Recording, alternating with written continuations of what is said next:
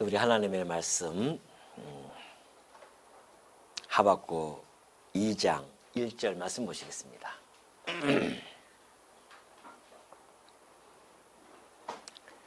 내가 내 파수하는 곳에 서며 성류에 서리라.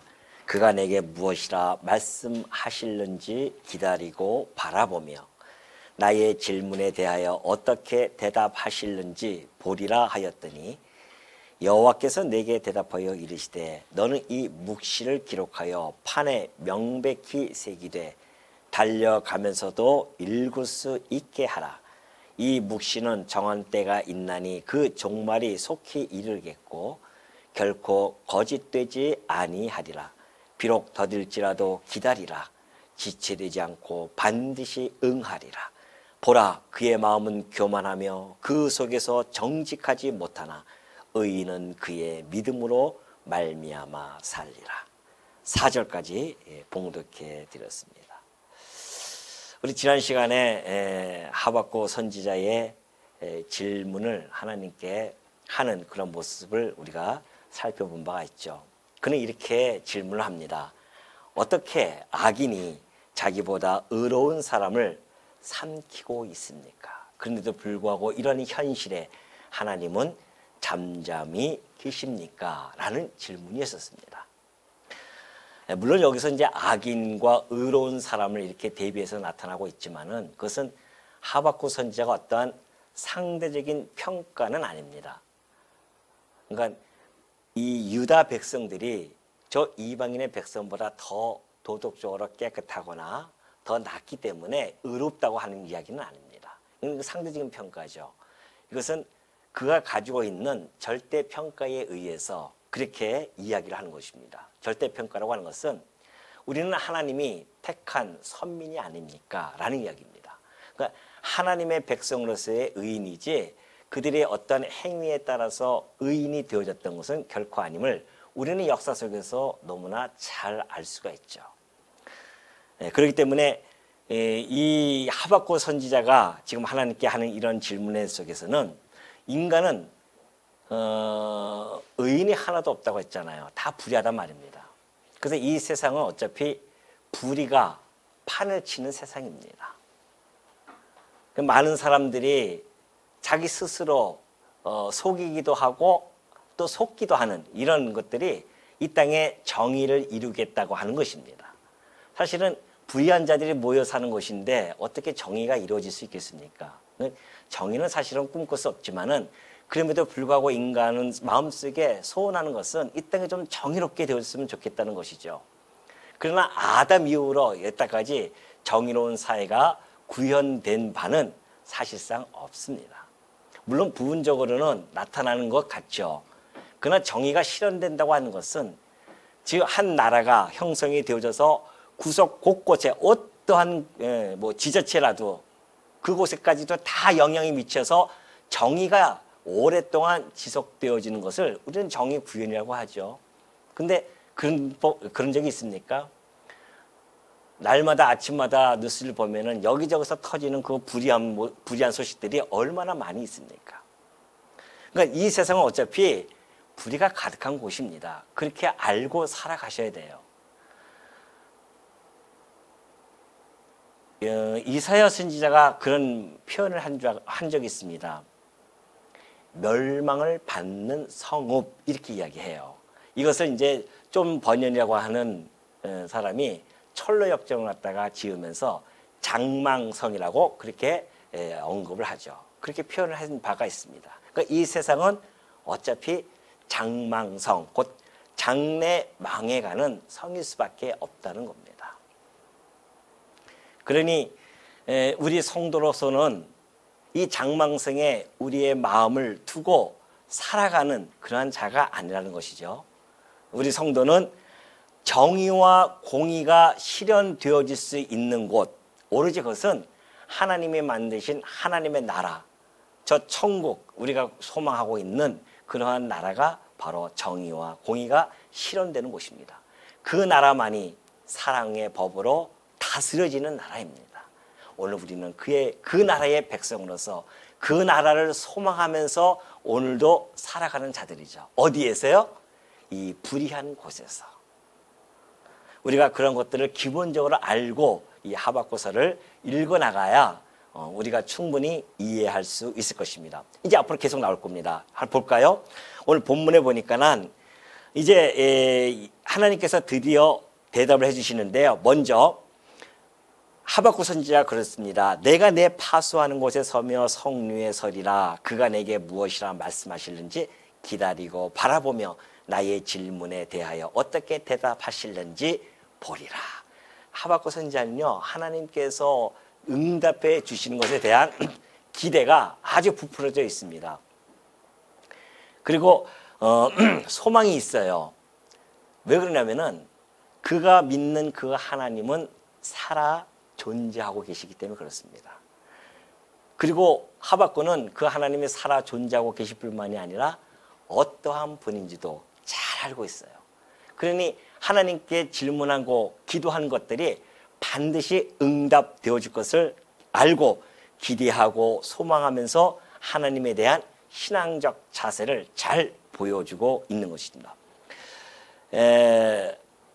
어떤 사람들은요, 도끼와 그 도끼 자루에다가 비는 사람들이 있습니다. 이 도끼에다가 저 나무를 잘라서 내게 좀 나무를 달라고 그렇게 기도하는 사람도 있습니다. 그 기도가 이루어질까요? 도끼와 도끼 자루에게 암만 빌어도 그 도끼는 움직일 수가 없습니다. 그럼 누구한테 그걸 이야기해야 될까요? 도끼의 주인, 그 도끼의 주인에게 가서 저 도끼를 통하여서 나무를 내게 좀 해주십시오라고 부탁을 해야 그것이 가능한 거 아니겠습니까? 마찬가지입니다. 세상 사람들이 비는 1월 성신 또는 뭐 산신령, 뭐 성황당에다가 신을 모아놓고서는 암만 빌어도 그건 도끼와 도끼 자루에게 비는 거와 방불한 겁니다. 응답이 오겠어요? 그 1월 성신과 온 산과 바다를 만드신 그 주인이신 하나님께 간구해야 응답이 오고 또한 그것이 우리가 소망하면서 기대하고 살아갈 수 있는 것이죠.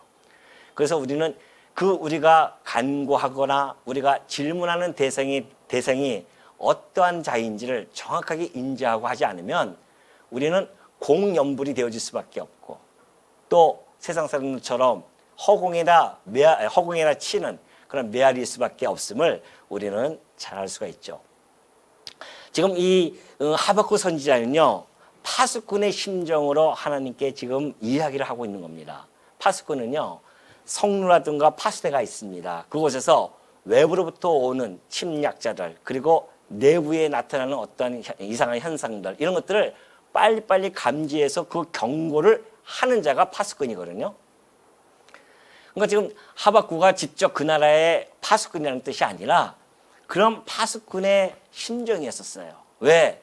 영적으로 태만한 그 유다 나라에게 지금 하나님의 말씀을 경고해야 되는 그런 선지자로서 그는 파수꾼의 심정으로 그들에게 경고하고자 지금 그 성에 서서 하나님의 응답을 기다리고 있다는 겁니다. 그런 의미를 보면요, 교회라고 하는 것이 파수대의 역할을 충분히 해야 된다는 것입니다. 이 세상은 불의한 세상이지만 여전히 영적으로 태만해져서 그리고 점점 장래 망해가는 성인데 그곳에서 이야기할 수 있는 자는 아무도 없습니다. 오로지 교회뿐이 없어요. 뭘 가지고요? 이 땅이 안전하다, 잘 먹고 잘 살 수 있다 이것이 아니라 이 성은 점점 망해가는 성입니다. 이 성은 망해가는 성이고 영원한 도성이 우리들에게 기다리고 있습니다. 이것을 전하는 자가 교회입니다. 우리가 안 하면 누가 전하겠어요? 그걸 아는 자가 아무도 없는데요. 그러니 우리 교회가 맡은 사명이 얼마나 막중한 것인지를 우리는 충분히 알 수가 있죠. 그러니까 교회라고 하는 것은 이 보이는 세상에 주목하게 하는 것이 아닙니다. 교회는 끊임없이 보이지 아니하는 저 영원한 세계를 주목해 하는 것이 교회라는 것이죠.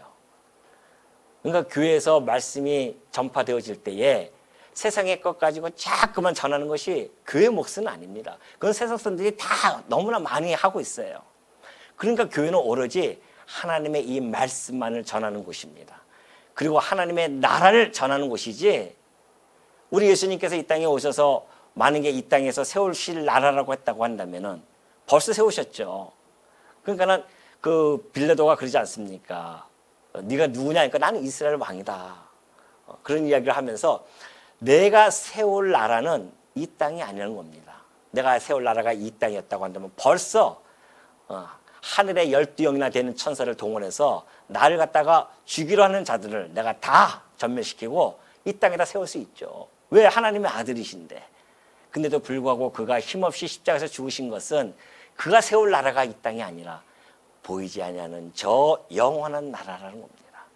그러니 교회는 그 나라를 전하는 곳이지 이 땅의 것을 전하는 것이 결코 아니라는 것입니다. 자, 그러면서 이제 2절에 가면 그래요. 여호와께서 내게 대답하여 이르시되 너는 이 묵시를 기록하여 판에 명백히 새기되 달려가면서도 읽을 수 있게 하라 그래요. 드디어 하나님의 대답이 시작되어졌습니다. 일주일 동안 여러분들 많이 기대하고 있었죠? 도대체 하나님은 어떠한 대답을 하실까? 그래서 오셨단 말입니다. 이제 우리 하나님께서 말씀해 주시는데 하박국에게 드디어 대답하면서 말씀해 주고 계십니다. 하박국야, 너는 이 묵시를, 그래요. 묵시가 뭡니까? 하나님이 지금부터 하시는 이 계시 열어서 내가 보여줄 테니까 그 계시를 기록하라는 겁니다. 근데 기록하는데 어떻게 기록하는가? 흐릿하게 기록하지 말고 판에 명백히 새기는데, 얼마나 명백히 새기냐 하면요, 달려가면서도 읽을 수 있더라. 여러분 달려가면서 이 책 가지고 한번 읽어보십시오. 이게 보입니까? 안 보이죠? 근데 그것이 보일 정도로 그렇게 명백히 새기라, 그런 이야기를 합니다. 왜 그럴까요? 하나님께서 이것을 기록한 목적이 있습니다. 앞으로 좀 있으면 이제 거짓 예언자들이 나타나서요, 괜찮다, 지금 사회가 이렇게 좀 혼란스러워도 괜찮다, 하나님께서 우리를 갖다가 잘 지켜 보호하실 거야, 이거 거짓 예언이거든요. 분명히 하나님께서는 참 선제를 통해서 이 나라가 심판을 받을 것이야, 너희들이 한 그 죄값으로 인해서, 그렇게 전함에도 불구하고 괜찮다는 겁니다. 괜찮아요, 우리는. 그러면서 우리는 평안하다, 안전하다, 이러한 자들이 나타날 거란 말입니다. 그러한 거짓 예언으로부터 보호하는 겁니다. 뭘? 참 예언의 말씀을. 거짓 예언자들은요, 그냥 입으로 하는 이야기고요, 참 예언자들은 이것을 기록해서 남깁니다. 그래야 변함이 없어요. 사람이 말 한마디 전달되어지는 것이 얼마나 많은 변화를 가지고 전달이 되어집니까? 그러니까 오해가 되어지지 않습니까? 그래서 글로 기록한다고 하는 것은 그래서 매우 중요한 겁니다. 그건 변함이 없고요, 그리고 계속해서 보존되어질 수 있는 그런 특성을 가지고 있다는 것이죠. 그래서 그것을 참 예언을 보호할 뿐만이 아니라 오고 오는 후대들에게도 그것을 전달해 줘야 되기 때문에 그렇습니다. 여러분, 이 인간은요, 망각의 동물입니다. 잊어버리잖아요. 특히 연세가 점점 되시는 분들은 잊어버리는 용도가 점점 짙어집니다. 어저께 한 일도 깜빡깜빡할 때가 많이 있어요. 그만큼 우리가 망각의 동물로서 기억의 한계를 가지고 있는 사람들이기 때문에 하나님께서는 그걸 너무나 잘 알고 계시니까 기록해서 남겨서 언제든지 그걸 볼 수 있도록 하라, 그런 이야기죠. 이 묵시의 내용은 물론 이따가 나오겠지만은, 다음 시간에 나오겠지만은, 조금 이따가 나오겠지만은, 바벨론의 멸망에 대한 묵시입니다.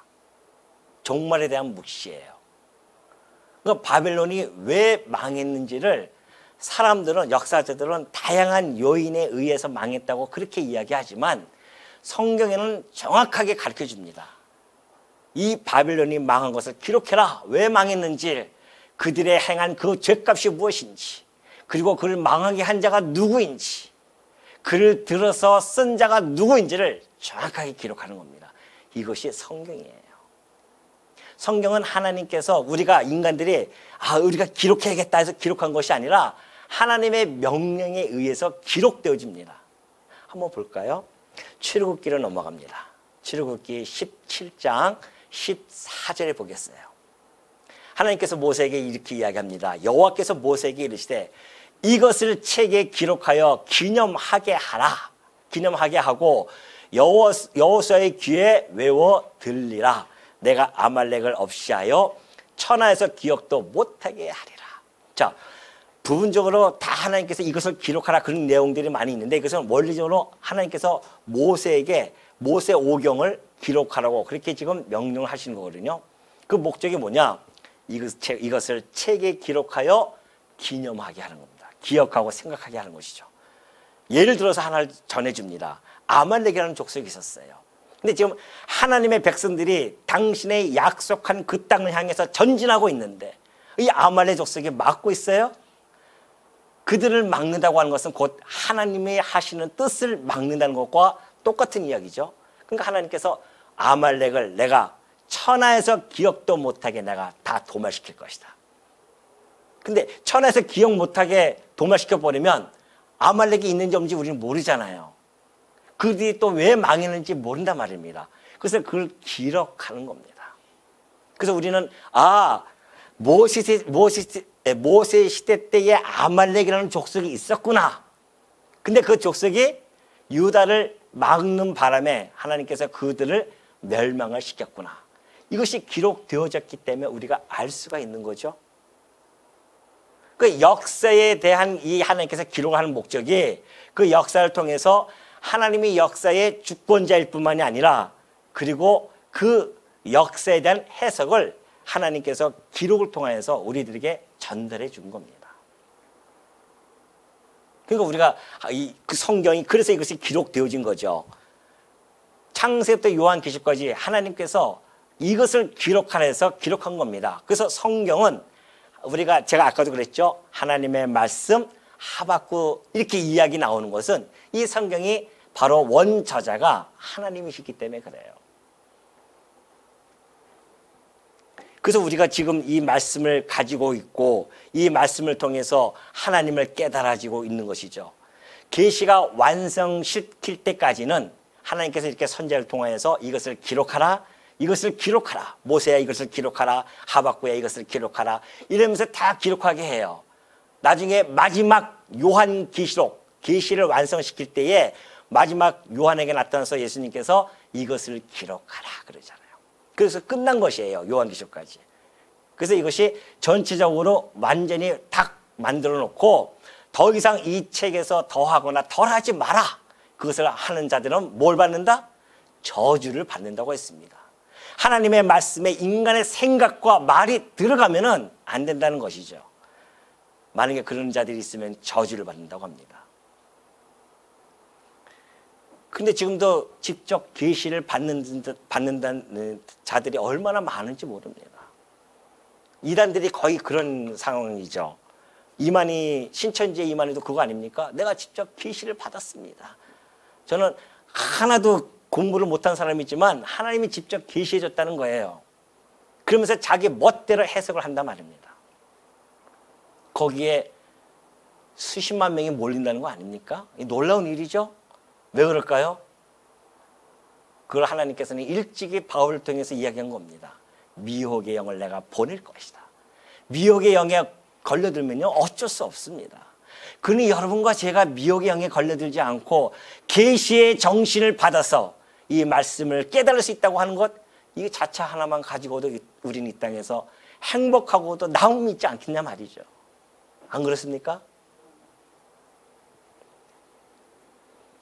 하나님께서는 반드시 이루어질 일이니까 이것을 기록하여 천하에 선포하라 그런 이야기를 하십니다. 그러면서 이 묵시는 3절입니다. 정한 때가 있나니 그 종말이 속히 이르겠고 결코 거짓되지 아니하리라. 비록 더딜지라도 기다리라. 지체되지 않고 반드시 응할 것이다. 정한 때가 있어요. 항상 범세의 기한이 있고 정한 때가 있다고 했죠. 그 종말이 속히 이르겠는데 결코 거짓되지 아니하겠다는 겁니다. 하나님의 말씀은요, 하나님은 우리와 다릅니다. 우리 인간은 시건을 합니다.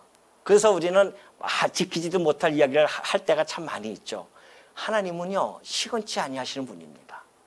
그의 말씀은 땅에 떨어져서 없어지지 않습니다. 그의 말씀은 하늘에 흩어지는 법이 없습니다. 반드시 역사적인 사실로 이루어진다는 것이죠. 그러니까 하나님이 하시는 말씀에 난 신실하기 때문에 이것이 반드시 거짓되지 않고 이루어질 것이다. 결코. 그러나 좀 더딜지라도 기다리라. 지체되지 않고 반드시 응하리라. 당신은 그것을 행할 수 있는 능력자, 전능자이기 때문에 이것이 반드시 이루어질 것이다. 그렇게 이야기하시죠. 그러면서 보라 그의 마음은 교만하며 그 속에서 정직하지 못하나 의인은 그의 믿음으로 말미암아 살리라. 그 바벨론들은요 교만하고 정직하지 못해요. 그러니까 그들이 멸망하는 그 근거가 바로 여기에 있습니다. 하나님 그들을 들었었는데도 불구하고 자기네들이 하나님 자리에 앉아서 교만하게 그렇게 살아간단 말입니다. 정직하지 못하다고 하는 건 불의한 모습입니다. 그렇기 때문에 하나님께서 그들을 멸망시키겠지만은 그러나 그러한 가운데서도 의인은 뭐 어떻게 해요? 믿음으로 말미암아 살게 될 것이다. 자, 이걸 한번 제가 지금부터 도표를 통해서 한번 정리를 해 보도록 하겠습니다.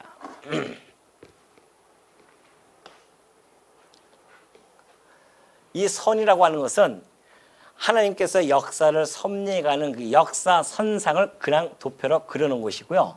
그리고 이것은 십자가는 역사 속에서 예수님께서 역사의 중심점이 되기 때문에 그리스도가 오신 것을 통해서 오기 전의 모습, 그 주전, 곧 BC의 세계고 예수님 오시고 나서 온 세계, 그러니까 AD죠. 주후 이것을 이렇게 나눠지기 때문에 이렇게 선상을 그려놓고 여러분들에게 설명한다는 것을 좀 이해해 주시기 바랍니다. 자, 예수님이 오시기 전이죠. 오시기 전에 지금 605년 전의 이야기입니다. 612년부터 605년경에 지금 이 하박국 선지자가 이 묵시를 받은 겁니다. 예수님이 오시기 전에. 하나님께서 묵시를 해주고 있어요. 묵시의 내용은 뭡니까? 바벨론이 어떻게 해요? 종말을 고할 것이다. 종말을 맞을 것이다. 누가? 바벨론이. 종말을 맞을 것이다. 그렇게 묵시의 내용이 있습니다. 그런데 이것이 반드시 이루어지는데 때가 있고 정한 때가 있어요. 근데 이것이 좀 더딜지라도 그래요. 그 기한이 있다는 겁니다. 사람들은 좀 이렇게 빨리 이루어지길 원하잖아요. 근데 더딜지라도 기다리라고 합니다. 근데 우리는 알고 있어요. 왜? 우리는 이때 당시에 하박국의 시대 사람이 아니라 이미 역사를 가지고 있는 자들이기 때문에. 그걸 보았더니만 이 기한이 약 70년입니다. 70년 기간이에요. 묵시가 이루어지고 나서 바벨론이 종말이 이루어질 때까지가 약 70년 어간입니다. 그러니까 70년이면 길잖아요. 우리가 태어나서 그때 당시 뭐 60살, 70살 이렇게 사는 사람들은 이 기간 보지도 못하고 다 죽는단 말입니다. 그래서 기록하라는 것이죠. 왜? 후대 사람들이 이때 태어난 사람들도 알 수 있도록 바벨론이 왜 망했으며 유다가 왜 망했는지를 알 수 있도록 이걸 갖다가 기록하라는 겁니다. 그 70년의 세월이 흘러요. 이때 이제 묵시가 있고 나서 유다 족속들은 이제 바벨론으로 포로로 끌려갑니다. 이것도 요 묵시 이후에 곧바로 이제 이루어지는데 이것이 공교롭게도 이것도 한 70년간이에요. 70년 동안의 바벨론 포로 시기예요, 이때가. 여러분 잘 아시죠? 바벨론 유수라고 해서 바벨론 포로 시기입니다. 누가? 유다 백성들이. 이때 동안 70년 동안 포로 생활을 합니다.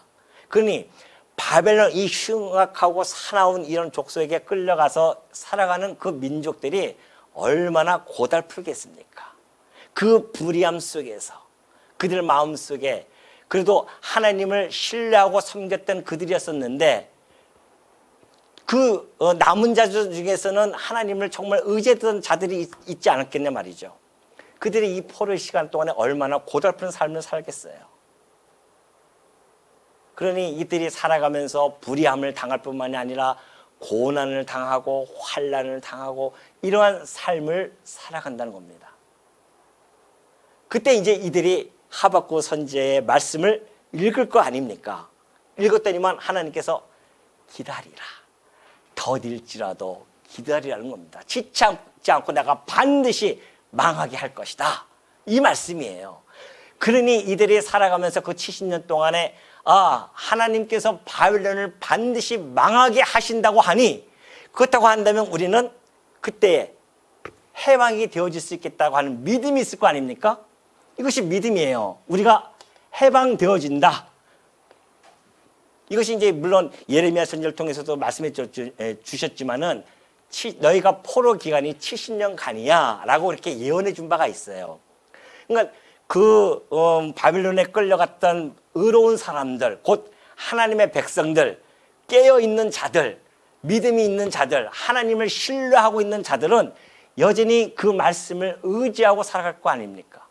이때 당시에 많은 이방인들이야 바빌론의 그 폭고에 의하면서 그냥 하루하루 죽지 못해 살아가지만, 하나님의 백성들은 해방이 되어질 거야. 우리는 다시 고토로 돌아갈 수 있다. 이러한 믿음을 갖게 되어집니다. 그러면 그 믿음대로 믿음을 가지고 살아갈 거 아닙니까? 그 말씀입니다. 하박국 선지자에게. 너희들이 이 땅에 끌려가서 그 고난 속에 살아갈 수밖에 없지만은, 그러나 반드시 하박국 선지자가 얘기했듯이 우리는 사망하지 않습니다라고 했듯이, 맞다. 너희들은 아주 멸망당하지 않고 반드시 다시 돌아갈 거야. 그것을 너희들이 믿으라는 겁니다. 그러니까 하나님의 백성들은 그것을 믿고 살아가는 사람들이라는 것이죠. 이 땅에서 어디에서요? 바벨론 포로기 동안에 그 고난 속에서 믿음을 가지고 살아가라. 의인은 믿음으로 말미암아 사는 것이다. 그런 이야기입니다, 이게. 그러니 보십시오. 이 말씀, 하박국 선지자의 말씀을 부여잡고 있었던 그런 자들이 바로 이 바벨론 포로가에서 어떻게 살았는지 아십니까? 가장 대표적인 사람이 누굽니까? 다니엘, 사드락, 메삭, 아벳느고가 있습니다. 이 말씀을 가슴에 부여안고 포로로 끌려갔었어요. 근데 이들이 얼마나 교만한지 신상을 만들어 놓고, 이것이 바로 우리가 이 세상에 이 근동을 제패한 우리를 힘을 준 우리의 신이다. 그러면서 금신상을 만들어요. 그리고 자기네 신들을 섬기게 한단 말입니다. 그러니까 모든 사람들이 다 거기다 복종할 수밖에 없죠. 이거 만약에 절하지 않으면, 경배하지 않으면 너희들 다 풀무불에 던져질 것이다. 공포가 되어집니다. 그때에 사드락, 메삭, 아벳느고라는 세 사람이 하나님이 지혜를 줘서 각 도성의 지도자로 있었는데, 그걸 시기했던 자들이 그 계획을 짰단 말입니다. 그러니까 왕이 이 세 사람이 이 왕에게 경배하지 않습니다. 데리고 와라. 데리고 왔어요. 너는 왜 내게 이 금신상에게 경배하지 아니하느냐? 왕이요, 우리가 경배할 대상은 살아계신 하나님 외에는 없지 않습니까? 우리는 살아계신 하나님에게만 경배할 자들입니다. 그래? 너 저 푸른 물에 내가 던질 것인데? 괜찮습니다. 우리가 그 풀무불에 던져진다 할지라도 살아계신 하나님께서 반드시 우리를 건져 주실 것입니다. 아멘 안 하세요? 이때 아멘 하는 거예요. 그 사람들이, 옆에 있는 그 사람들이 아멘! 유다 사람들이 그럴 거 아닙니까? 아멘! 근데 더 중요한 이야기를 합니다. 더 중요한 얘기예요. 그 정도 믿음을 가지고 있는 자들이 아니었어요. 그 다음 말이 더 중요한 이야기입니다. 그리 아니하실지라도. 이것이 믿음을 가진 자들의 삶의 태도입니다. 꼭 이것을 건져 주셔야 됩니다가 아니라, 이거를 여기서 하나님께서 우리를 건져 주실 것입니다. 그러나 그리 하시지 아니하실지라도, 그것은 내가 불에 타서 죽을지라도 나는 살아계신 하나님에게만은 경배하지, 저 우상들에게는 경배할 수가 없습니다. 이것이 믿음 아니에요? 이것이 믿음이란 말입니다. 다니엘도 마찬가지 아니었었어요. 사제굴에 들어간 것이 바로 그런 이유 때문에 다 들어간단 말입니다. 믿음의 사람들은 그런 믿음을 가지고 살아가는 자들입니다. 의인은 믿음으로 말미암아 산다는 겁니다. 얼마나 멋있는 말입니까? 그래서 이들이 포로 시간 동안에 그들은 그 믿음으로 말미암아 그들이 견디면서 살아다가 마침내 바벨론이 하나님의 말씀대로 종말이 되어집니다. 그리고 해방령이 터지죠. 예, 페르시아 왕이었던 고레스에 의해서 해방령이 되어져서 다시 그들이 돌아갑니다. 이것이 하박국 그때 당시에 구약 시대 때 있었던 하박국 선지자를 바라보면서 알 수 있는 그런 내용입니다. 여기서 우리는 멈출 수가 없죠. 왜 그럴까요? 이 구약은 곧 내게 대하여, 예수님께서 하신 말씀입니다. 내게 대하여 증언한 것이다.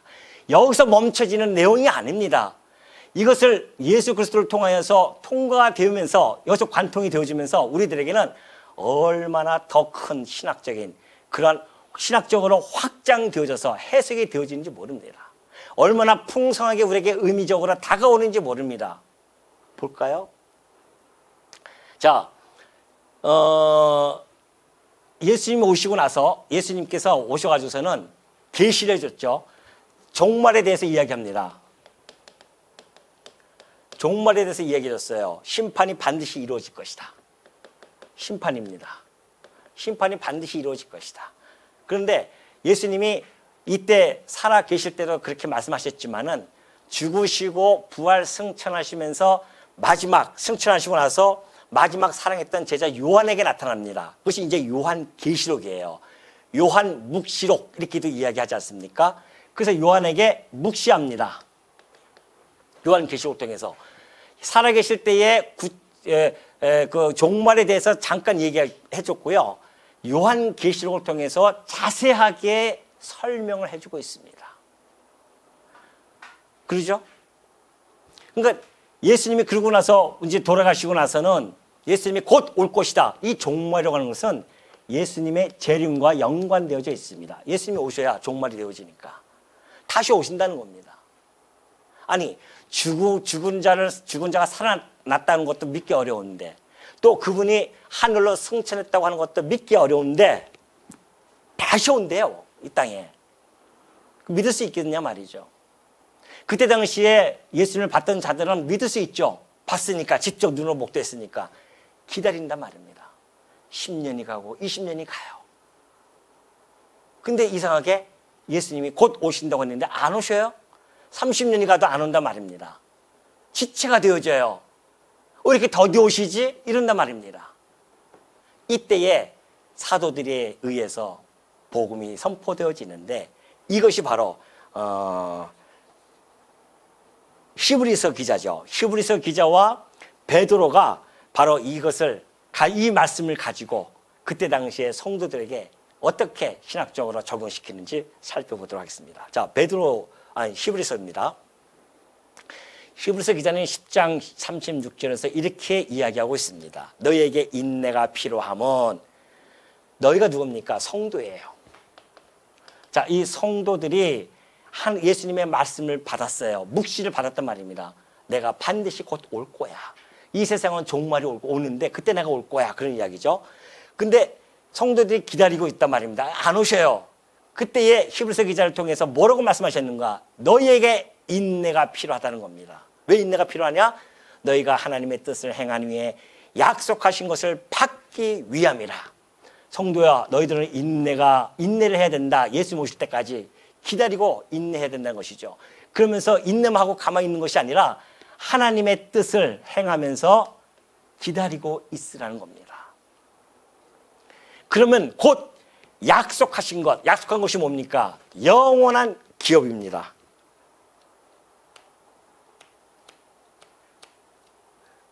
흥분했네. 막 부러지네, 흥분돼가지고. 영원한 기업.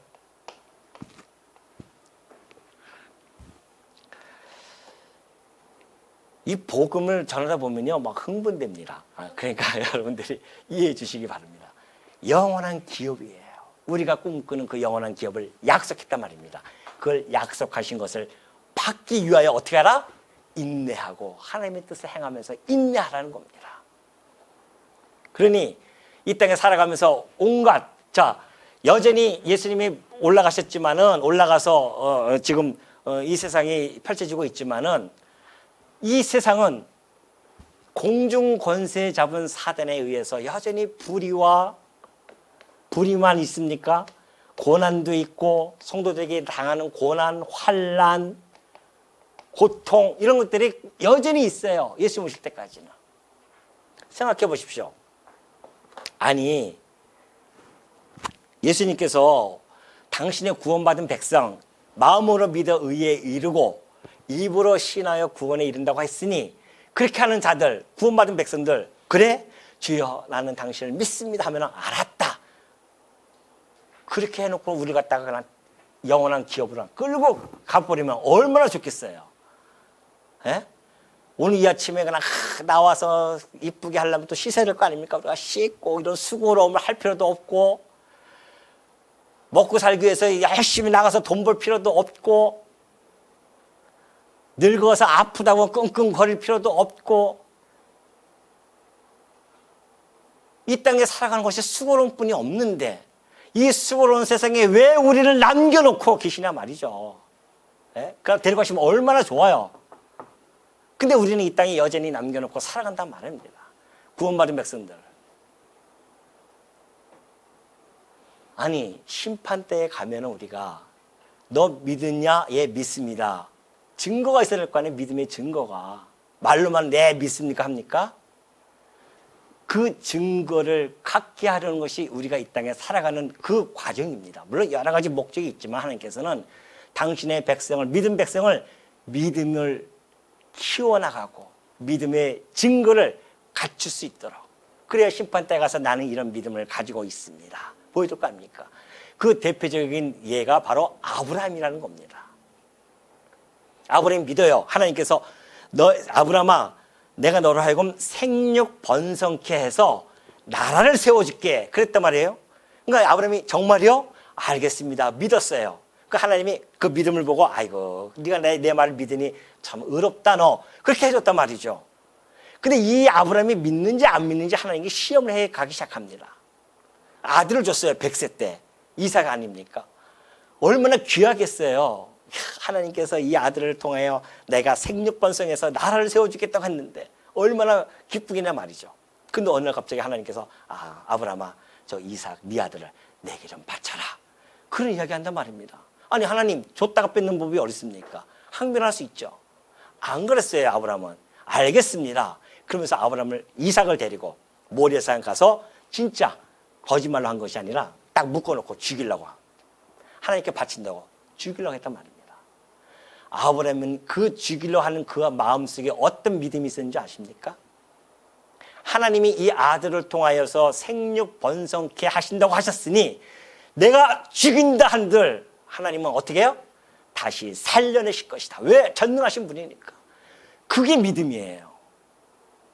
그래서 그 아들을 갖다가 죽이려고 하니까 하나님께서 아브라함아 됐어. 내가 너 이제야 나를 사랑하는 줄 알겠느냐. 믿음의 시험에서 통과가 되어진단 말입니다. 아니 믿는다고 해놓고서는 이 아들 죽으면은 나는 생육번성 못합니다. 안 됩니다. 이게 무슨 믿음이겠어요? 어느 아저씨가 어느 날 갑자기 야간 산행이 하고 싶어가지고서는 갔대요. 산에 후라시 하나만 딱 들고서는 잘난 척하고 올라간 겁니다. 그다가 깜깜하니까 낭떠러지에 굴러 떨어졌어요. 간신히 나무 뿌리를 잡았다는 거 아닙니까? 나무 뿌리 잡고서는 사람 살려요 막 그랬다는 거 아니에요. 근데 그 밤에 누가 들립니까? 그다가 문득 내가 그래도 교회 다니는 집사인데 하나님을 찾아야겠다. 하나님 막 부르짖습니다. 하나님 아버지 여기서 나를 건져만 주신다고 한다면 제가 열심히 주의 일을 하고 교회도 열심히 다니고 연무도 열심히 하면서 내가 살아가겠습니다. 그렇게 열심히 기도하는데 갑자기 세미한 음성이 들리기 시작해요. 손을 놓아라. 그 소리가 들린 거예요. 손을 놓아라. 뭐라고요? 손을 놓아라. 누구신데요? 그러니까 나는 네가 지금 찾고 있는 하나님 아버지란다. 아, 하나님 정말 감사합니다. 드디어 내 기도를 들으셨군요. 근데 어떻게 하라고요? 손을 놓아라 그래요. 손을 놓으라고요? 그래, 손을 놓아라. 근데 손을 못 놓고 있어요. 가만히 곰곰이 생각합니다. 한참 생각하더니만 하늘을 향해서 뭐라고 외친지 아시죠, 여러분들? 뭐라고 외쳤죠? 거기 누구 다른 사람 없습니까? 하면서 외쳤다는 거 아닙니까? 하나님을 못 믿어가지고서는. 아니, 그 이 발바닥하고 땅하고요, 20cm 차이에요, 지금. 깜깜하니까 안 보여서 그렇지, 손만 넣으면 살 수 있는데, 그 믿음이 없어서 그랬다는 거 아니겠어요? 우스갯소리지만은, 그 말씀 속에, 그 이야기 속에서 혹시 우리의 모습은 발견되지 않는지 한번 뒤돌아보게 됩니다. 우리가 그런 믿음 없이 살아가는 자 아니겠냐 말이죠. 믿는다고 하면서, 예수를 그리스도로 믿는다고 하면서 그것이 무엇인지도 모르고, 그분이 나의 왕이시며 나의 선지자이시며 나의 제사장이라는 사실을 우리가 믿으면 그 믿음의 생활이 어떻게 되어지는지도 모르고 그렇게 믿는 경우가 참 많이 있단 말입니다. 그러니까 그걸 보여주는 거예요. 그러니까는 야고보서 기자가 그러죠. 시험을 참는 자는 복이 있나니 이는 시련을 견뎌낸 자가 주께서 자기를 사랑하는 자들에게 약속하신 생명의 멸관을 얻을 것이기 때문이라. 시험을 참는 겁니다. 이 속에서 온갖 믿음에 대한 시험이 올 겁니다. 네가 정말 하나님의 자녀냐? 네가 정말 예수 그리스도를 믿느냐? 온갖 어려움과 시련이 올 거예요. 좀 어렵다고 해서 하나님 계시기는 어딨어. 아이고. 그리고 떠난다고 한다면 그게 진정한 믿음은 아니죠.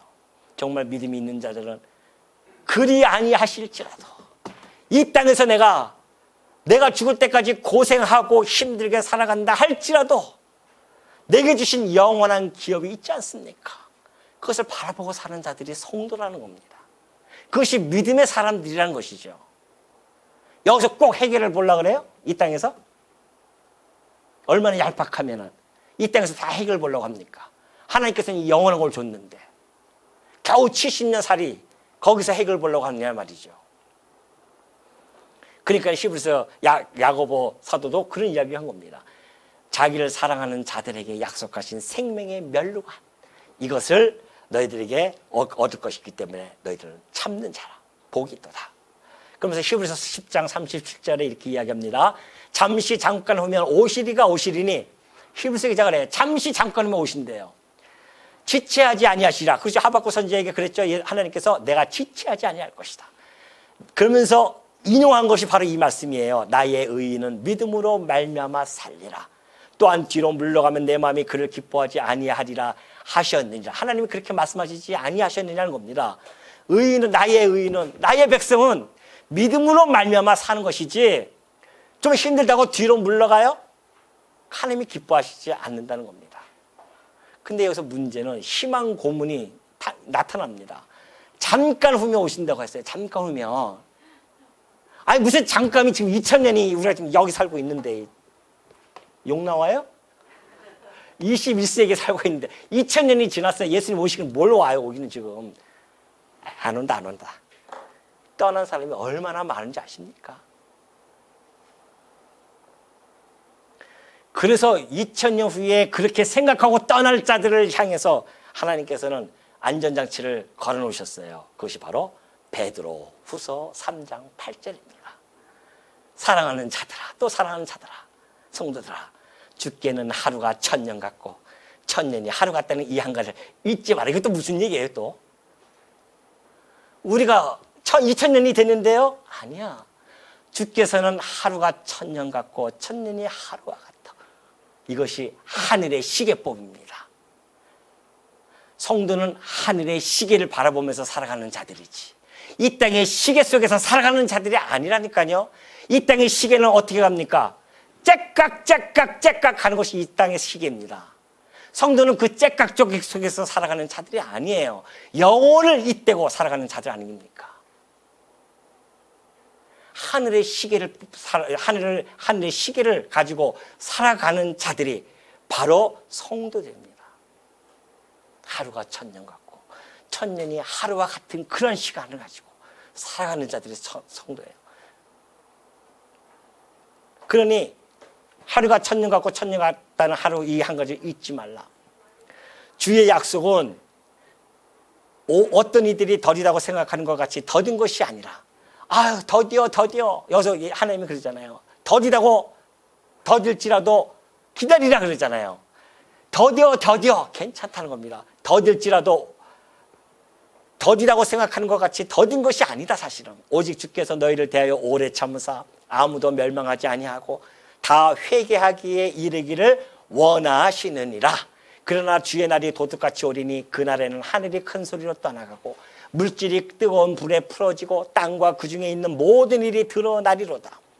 이 모든 것이 이렇게 풀어지리니 너희가 어떠한 사람이 되어야 마땅하냐.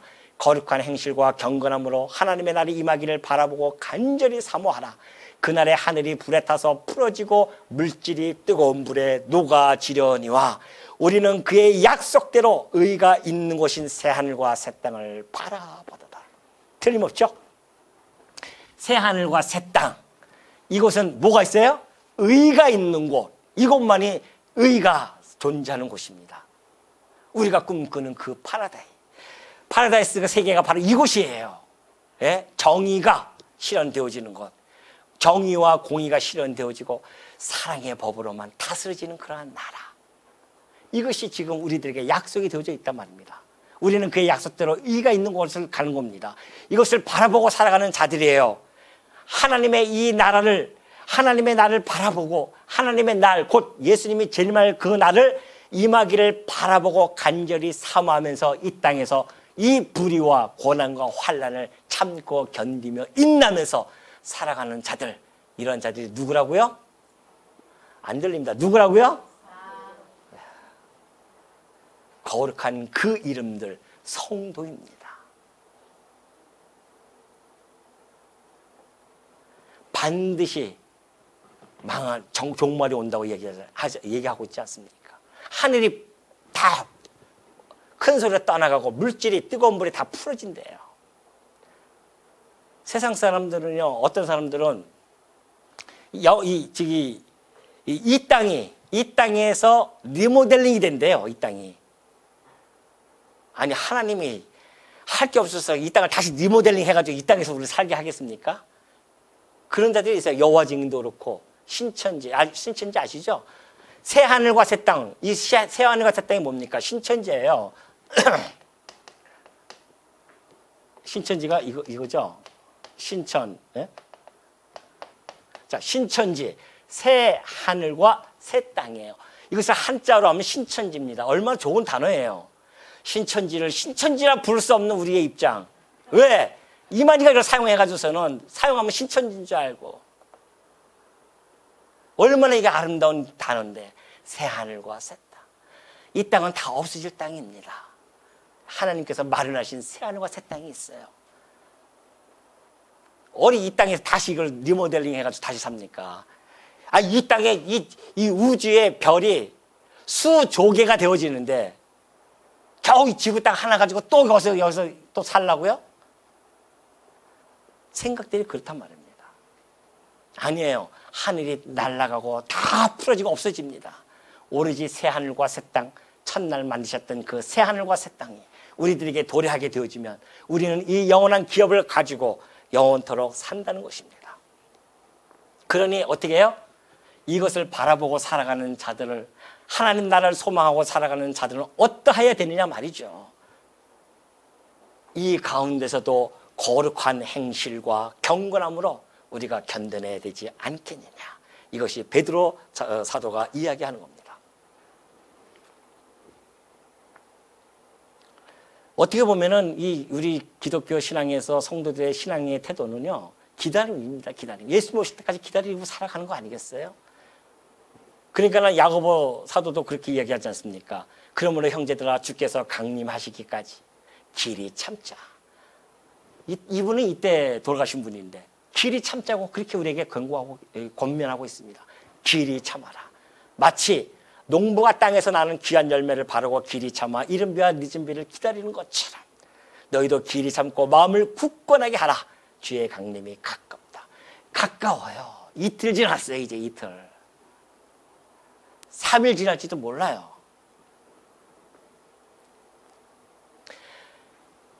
이 하박국 선지자의 이 말씀을 여기서 이렇게 나가야 됩니다. 그래서 예수 그리스도를 통해서 묵시가 주어지죠. 하나님께서 하박국에게 묵시를 통해서 이것이 이루어진다고 하는데, 이 내용은요, 장차 예수님을 통해서 이 세상이 종말, 이 바벨론이라고 하는 종말은요, 장차 사단의 세력이 멸망할 것에 대한 예표예요. 모형이었단 말입니다. 이 모형을 보여준 겁니다, 미리. 그리고 예수님이 오셔서 이것을 실체적으로 펼쳐나가신 겁니다.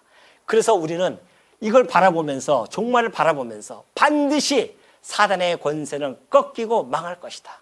그러니 우리는 이 땅에서 믿음을 가진 자들, 예수를 그리스도로 믿는 믿음이 있는 자들은 오직 이 믿음으로 말미암아 이 날을 바라보면서 살아가는 자들, 견뎌내고 인내하면서 살아가는 자들이라는 것을 전해주고 있죠. 그러나 바울은 여기서 한 걸음 더 나가서 신학적인 확장을 시켜나갑니다. 이것이 그 유명한 이신득이의 사상입니다. 자, 마지막입니다. 복음에는 하나님의 의가 나타나서 믿음으로 믿음에 이르게 하나니 기록된 바 오직 의인은 믿음으로 말미암아 살리라. 하박국 선지의 이 말씀을, 하나님께서 해주셨던 이 말씀을 가지고 이신득이의 신학적 교리를 만들어 나갑니다. 무슨 이야기예요? 복음이 뭡니까? 하나님의 의가 나타난다는 겁니다. 하나님의 의가 뭐냐면은 하나님의 아들이 이 땅에 와요. 왜? 우리의 죄를 구속하러 와요. 그걸 우리가 믿어요. 그러면 그 믿음을 가지고 하나님이, 그래, 네가 이걸 믿으니 내가 너를 의롭게 여겨주마. 이것이 하나님의 의입니다. 그래서 우리가 믿음으로 그걸 믿었어요. 하나님이 이거 나타났어요. 그리스도께서 오셨으니까 우리가 믿어요. 믿음에 이르게 하느니 믿음으로, 그래서 믿음으로 말미암아 믿음에 이르게 한다. 믿음으로 믿음에 이르게 함. 이게 이신득입니다. 이신득이 알죠?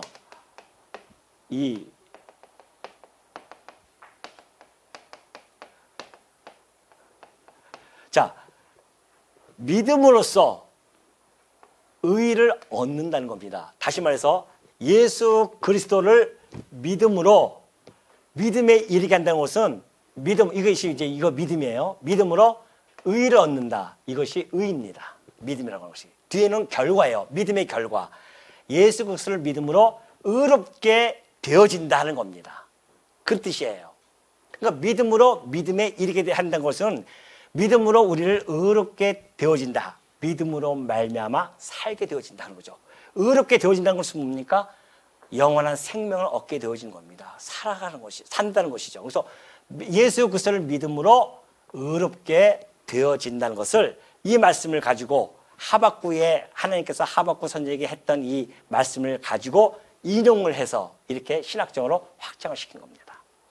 우리가 율법으로 지킬 수 없습니다. 갈라디아서 3장 11절에서도 바울이 또 그러죠. 또 하나님 앞에서 아무도 율법으로 말미암아 의롭게 되지 못할 것이 분명하다. 행위로는 하나님 앞에서 의롭게 되어질 수 없다는 것이죠. 그렇기 때문에 의인은 믿음으로 살리라, 그렇게 말씀하셨다는 겁니다.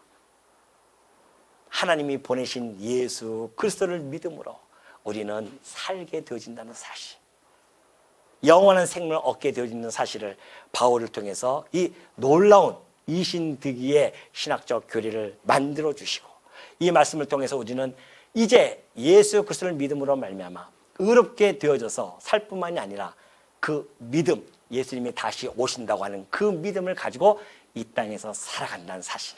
그래서 우리가 어떠한 고통과 불의함과 고난이 이 땅에 닥친다 할지라도 그것 때문에 좌절하지 아니하고 오히려 인내하면서, 오래 참으면서, 기다리면서, 우리 주님 오실 것을 바라보면서, 이 땅에서 내가 지금 혹시 풍요롭지 못한다 할지라도, 그리 아니하실지라도 나는 오로지 우리 주 예수께서 오신 그날을 바라보면서 우리에게 주신 이 영원한 기업을 바라보면서 살아가겠나이다고 하는 그 마음으로 외쳐지는 그런 성도님들이 되어지시기를 당부드립니다.